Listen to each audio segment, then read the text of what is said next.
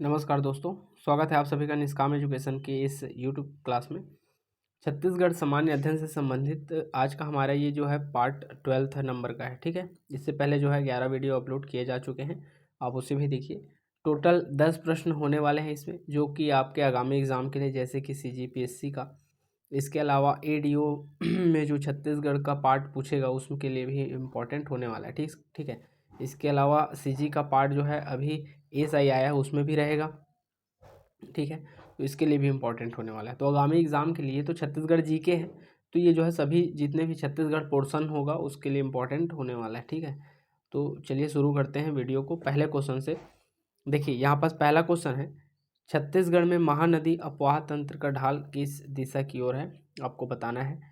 तो आपके ऑप्शन है पूर्व से पश्चिम की ओर, पश्चिम से पूर्व, पश्चिम दिशा में, या फिर दक्षिण पश्चिम की ओर। तो आपका करेक्ट आंसर हो जाएगा ऑप्शन नंबर बी, पश्चिम से पूर्व की ओर जो है छत्तीसगढ़ में महानदी अपवाह तंत्र का ढाल है। ठीक है, आप सभी को पता है महानदी इस प्रकार जो है बहती है और जाके उड़ीसा में जो है कटक से, उड़ीसा कटक होते हुए जो है बंगाल की खाड़ी में अपनी पानी को जो है बंगाल की खाड़ी में समाहित कर लेती है। ठीक है, तो इसका ढाल जो है मुख्य रूप से महानदी अपवाह तंत्र का ढाल जो है पूर्व दिशा की ओर माना जाता है। बढ़ते हैं अगले क्वेश्चन पर। अगला क्वेश्चन है, महानदी और शिवनाथ के दोआब निम्न में से किस जिलों में स्थित है। दोआब का मतलब होता है दो नदियों के बीच की स्थान। ठीक है, महानदी और शिवनाथ, देखिए शिवनाथ नदी जो है वह जांजगीर चांपा जिला में जो है महानदी में आकर मिलती है। ठीक है, तो इसके मध्य में जो है दो जिले पड़ते हैं। ठीक है, दुर्ग और रायपुर और दुर्ग जो है इस दोआब क्षेत्र के अंतर्गत आते हैं। इस कारण जो है इसमें मुख्य रूप से दोआब क्षेत्र क्या कौन से हो जाएंगे, ऑप्शन नंबर सी। ठीक है, मुख्य रूप से इसका आंसर क्या हो जाएगा, रायपुर और दुर्ग जो है दोआब क्षेत्र के अंतर्गत यहाँ पर आएंगे। बढ़ते हैं अगले क्वेश्चन पर। अगला क्वेश्चन है, महानदी का पौराणिक नाम नीलोत्पल्ला बताया गया है। ठीक है, क्या द्वापर युग में, वायु पुराण में, ब्रह्म पुराण में, या फिर मत्स्य पुराण में। तो देखिए इसका करेक्ट आंसर हो जाएगा, सबसे पहले इसका आंसर कर लेते हैं। वायु पुराण में जो है क्या बताया गया है, महानदी का नाम नीलोत्पल्ला बताया गया है।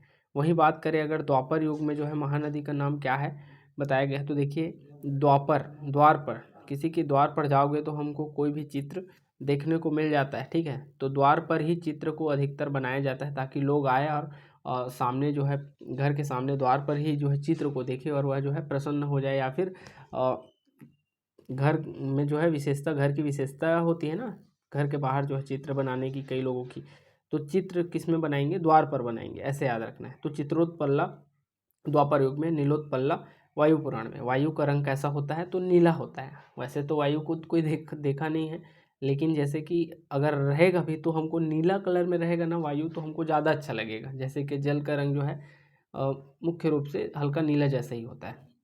ठीक है, बढ़ते हैं अगले क्वेश्चन पर। अगला क्वेश्चन है, महाभारत काल में महानदी का नाम क्या था। क्या कावेरी, तासी, महानंदा, या इनमें से कोई नहीं।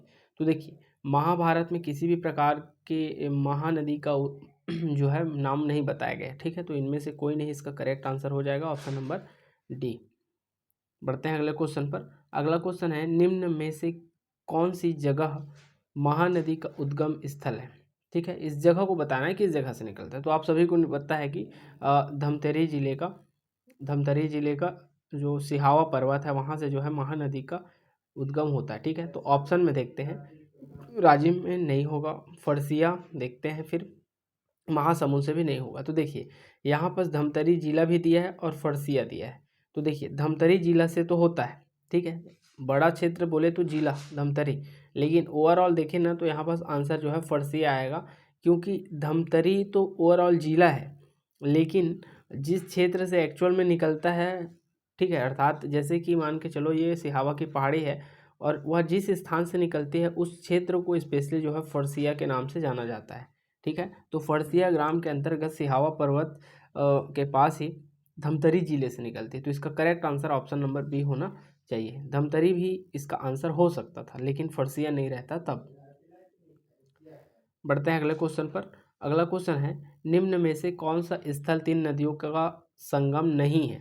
तो देखिए, शिवरी नारायण ये जो है 3 नदियों का संगम है। राजिम में भी जो है महानदी पैरी सोंढूर, ठीक है। और शिवरी नारायण पर कौन सी नदी, यहाँ से शिवनाथ नदी आ रही है, ठीक है।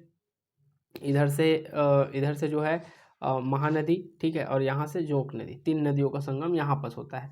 वही बात करें, राजिम में जो है महानदी पैरी और सोंढूर, और खैरागढ़ में जो है मुस्का पिपरिया और आमनेर नदी का यहाँ पर संगम होता है। आपके आंसर क्या हो जाएगा? तालागांव, ठीक है। तालागांव जो है 2 नदियों के संगम, मुख्य रूप से कौन?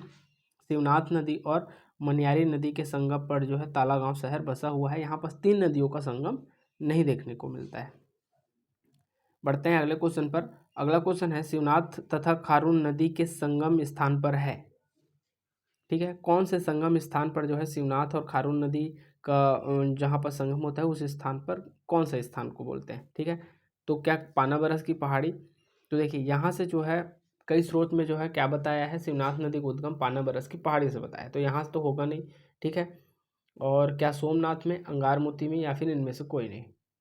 तो देखिए, शिवनाथ नदी और खारून नदी जहाँ पर मिलती है ना, उस जगह को सोमनाथ कहा जाता है, और यह जो है बालोद जिला में स्थित है। ऑप्शन बी आपका करेक्ट आंसर हो जाएगा, सोमनाथ। बढ़ते हैं अगले क्वेश्चन पर। अगला क्वेश्चन है, हसदेव नदी में मिलने वाली सबसे लंबी सहायक नदी कौन सी है? हसदेव नदी में मिलने वाली सबसे लंबी सहायक नदी, अर्थात हसदेव नदी की सबसे लंबी सहायक नदी को बताना है।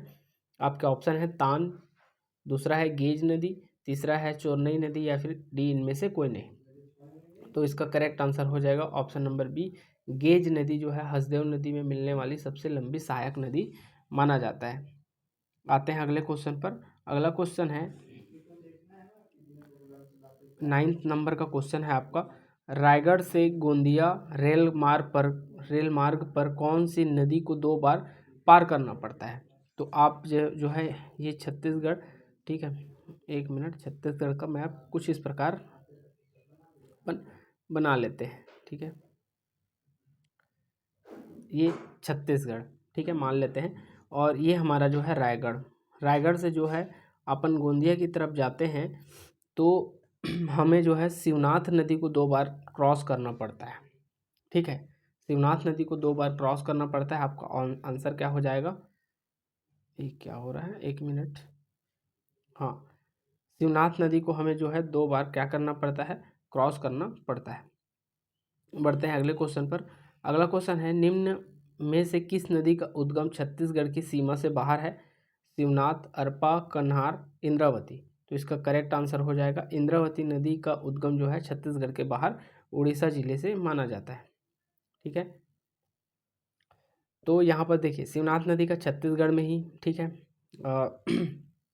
कई स्रोत में पानाबरस की पहाड़ी महाराष्ट्र, लेकिन कई स्रोत में जो है छत्तीसगढ़ के जो मोहला मानपुर अम्बागढ़ चौकी से।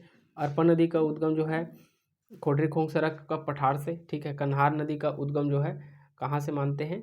तो कन्हार नदी का उद्गम जो है खोड़िया पहाड़ या फिर बखोना की चोटी के ऊपर जो खोड़िया पहाड़ है ना, बखोना की चोटी, ये जो है मुख्य रूप से कौन सा जिला? तो ये बलरामपुर जिला, ठीक है। बलरामपुर और जसपुर जिला के मध्य जो पड़ता है वहाँ से जो है इसका उद्गम होता है। तो इसका करेक्ट आंसर क्या हो जाएगा? इंद्रावती नदी, ठीक है। तो इस प्रकार आपके जो है 10 क्वेश्चन यहाँ पर कंप्लीट होते हैं, ठीक है। वीडियो को अंत तक देखने के लिए बहुत बहुत धन्यवाद। मिलते हैं अगले वीडियो।